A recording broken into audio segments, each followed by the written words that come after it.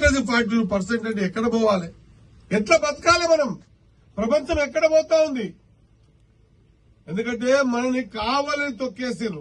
Development కాకుండా అయితే వీళ్ళు తెలివిమంతులు అవుతారేమని అభివృద్ధి కాకుండా తొక్కేసారు. ఇప్పుడు అభివృద్ధి చేసుకుంటున్నాం, అడుగడుగున ఇబ్బంది పెడుతున్నారు, కాళ్ళ కట్టెలు పెడుతున్నారు, కింద పడేస్తున్నారు. ఇంకా ఏదానికి ఒప్పుకోకపోయే వరకల్లా బటగాల్చి మీదేస్తున్నారు. ఎంత వేసినా కూడా మీ అందరి ఆశీర్వాదం ఉన్నంత వరకు, నా లోపల నా రక్తంలో డెవలప్మెంట్ చేయాలనే కసి ఉన్నంత వరకు ఇలాంటి తాటాకు సప్పుడులకు మీ తమ్ముడు శ్రీహరి బెదరడు అని చెప్పి గుర్తుపెట్టుకోవాల్సిన అవసరం ఉంది. ఆఖరికి ఒక సందర్భంలో సంపాదన కూడా ప్రయత్నం చేశారు. ఇక చావు అనేది రామలింగేశ్వర స్వామి ఇవ్వాలి. ఆయన అనుకుంటే ఆ టైంకి పోతాం. గంట ముందు పోవాలన్న అవకాశం ఉండదు, గంట తర్వాత పోతా అంటే కూడా అవకాశం ఉండదు. అది నిర్ణయం చేసేది భగవంతుడు.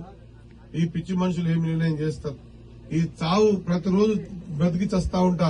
ఈ చావు మీద పెద్ద జీవితం మీద ప్రేమ లేనోని, ఈ చావులకు భయపడేటోని కాదు.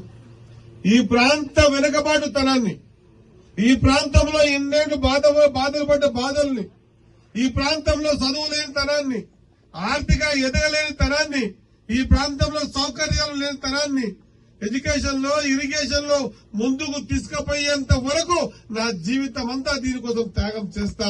ఎక్కడ కాంప్రమైజ్ అయ్యేదే లేదు అన్నమాట మరొకసారి గుర్తు చేస్తూ కొంత ఒక ప్రోగ్రామ్ లో నేను